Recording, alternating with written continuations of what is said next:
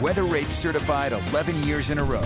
All right, with more active weather on the way, let's head over for another look at the forecast. Also very cold today is a story as well. Yes, but we've got another snowstorm brewing, folks, and we're keeping a close eye on it. We start, though, with that live look at St. George. Clear skies, temperatures in the low 50s. Washington County looking at rain as this next storm system comes through. We've got a cold front, and it definitely packs a punch. We're tracking that as we roll into tomorrow night and Friday morning. We do have winds ahead of it with brand new advisories posted. I'm going to break those down. We also have a new winter storm watch because we get a burst of accumulating snow. And yes, our commutes will be compromised. I'll let you know which ones. Temperatures today made it into the upper 40s. Believe it or not, that high pressure and clear skies allowed for warming, 30s and 40s along the Wasatch Front, some 50s down there in southern Utah. So we did okay.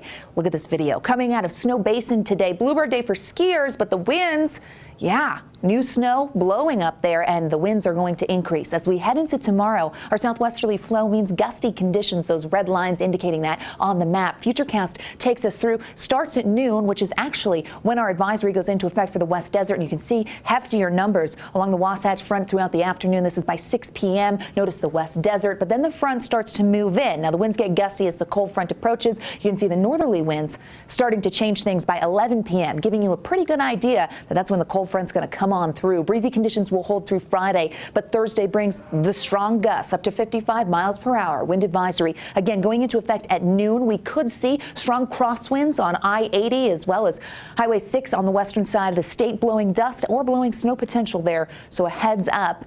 Blustery conditions, and here's why. Because that system in the Pacific Northwest starts to come through. That cold front wants to track through the Beehive State. As we make it towards 8 p.m., it approaches. Here's that band of precipitation with it. We are looking at steady snowfall for about 2 to 4 hours. As this front sweeps on through, it brings the burst. There it is by midnight, which means we've got cold temperatures in place, and it will not take very long for that snow to accumulate. Notice as that band kind of slides through central and southern Utah, it clears by Friday evening, but we will have snow left behind. And don't kid yourself, we're not done with that active pattern.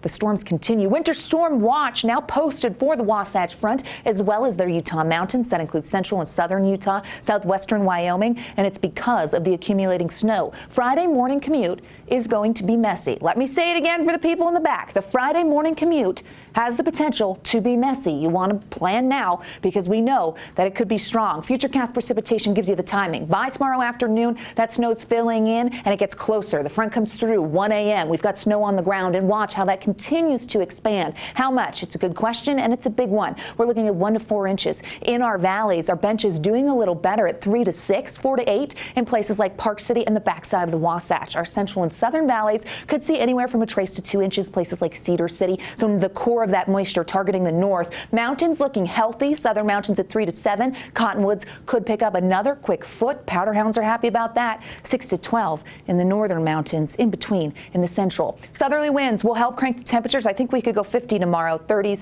40s, and 50s on the eastern side of the state. 40s for the I-15 corridor. Upper 50s in St. George. Well, they're looking at rain down there in Washington County Friday, and then again with our next storm Monday. Yes, another one on the heels. So we only get a brief break along the Wasatch Front. Those temperatures take a serious tumble with snow on Friday, and then a longer duration storm Sunday through Tuesday with the potential as those numbers continue to drop. The mountains love the water, and we have to be careful on the roads. Glenn, Emily, over to you. All right. Thank you, Alana. We appreciate it. Time now for a look at sports.